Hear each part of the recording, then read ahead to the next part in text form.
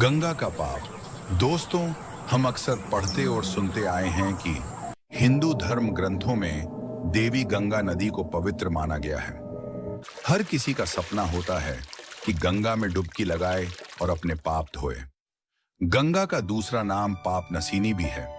गंगा नदी को धरती के बाकी नदियों से अधिक श्रेष्ठ माना जाता है। गंगा जी का जन्म श्री हरि विष्णु जी के चरणों से होने के कारण उन्हें सर्वाधिक पवित्र माना गया है। सो चलिए दोस्तों, आज हम बात करेंगे गंगा के पाप के बारे में। वीडियो शुरू करें इससे पहले आपसे अनुरोध है कि हमारा YouTube चैनल ग्रेट ऑन आपको पुरातन तथ्यों और फैक्ट्स से अवगत करता है। सो वीडियो को लाइक करें। चैनल पर नए हो तो ऐसे और वीडियो देखने के लिए चैनल को सब्सक्राइब जरूर करें। आपको यह जानकारी अच्छी लगी तो कमेंट में हर हर गंगे लिखना ना भूलें।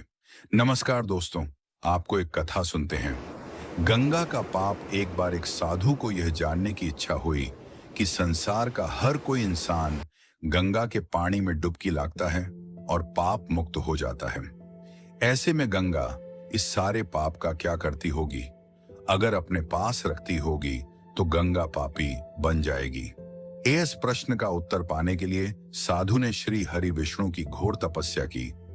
जब भगवान विष्णु प्रसन्न हुए तो साधु ने गंगा जी के पाप के बारे में पूछा।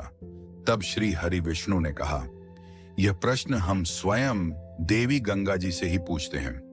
अब भगवान विष्णु और साधु दोनों गंगा जी के पास जा पहुंचे।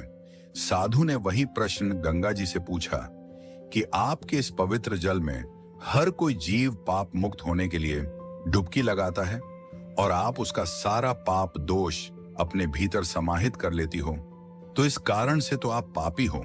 इस पर देवी गंगा ने साधु को शांत होने को कहा और बोली, हे साधु, यह बात तो सही है कि हर कोई मेरे जल में स्नान करने के बाद पाप मुक्त हो जाता है, लेकिन यह पाप मैं अपने पास नहीं रखती। मैं सारा पाप बहा कर ले जाती हूँ और समुद्र में ले जाकर छोड़ देती हूँ। फिर साधु भगवान विष्णु से बोले, इस कारण समुद्र पापी होने चाहिए, क्योंकि वह तो सारी दुनिया का पाप अपने अंदर समाहित कर लेते हैं। अब भगवान विष्णु और साधु दोनों सागर के पास जा पहुंचे। अब साधु ने समुद्र देव को विनम्रता से पूछा कि हे देव, आप सभी नदियों का पाप अपने अंदर समाहित कर लेते हो, तो आपके अंदर तो पापों का भंडार है। इस पर समुद्र देव मुस्कुराते हुए बोले, हे महात्मन, ऐसी बात नहीं है। मेरे पास नदियां जो भी पाप बहा कर लाती है वह पाप में अपने पास नहीं रखता।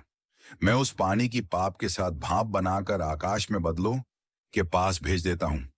इस तरह मैं पाप मुक्त हो जाता हूं।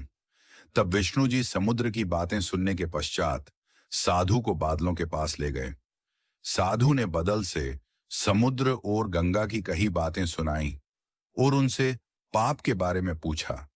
तब बदल ने पापी होने के बात को नकारते हुए कहा, हे साधु महाराज, मैं पापी कैसे हो सकता हूं, क्योंकि मैं इस सारे पाप को फिर से पानी में परिवर्तित करता हूं और धरती पर बारिश के रूप में छिड़क देता हूं। तब अंत में साधु और श्री हरि विष्णु धरती के पास गए और धरती मां से अनुरोध किया कि बताएं, आपके पास आया पाप का आप क्या करती हैं? इस पर धरती ने कहा, मैं बारिश गिरते ही वह सब पाप धान के रूप में उगाती हूँ। इस कारण से मैं पापी नहीं हो सकती।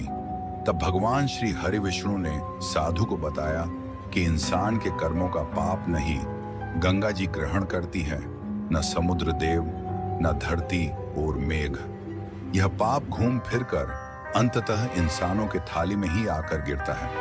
तब जो इंसान जिस मानसिकता के साथ भोजन ग्रहण करता है वह उसी प्रकार से पाप का भागीदार बनता है। तब भगवान श्री हरि बोले कि इंसान को हमेशा भोजन शांत और शुद्ध मानसिकता के साथ करना चाहिए। नमस्कार दोस्तों, आपको यह कहानी अच्छी लगी हो तो कमेंट जरूर करना।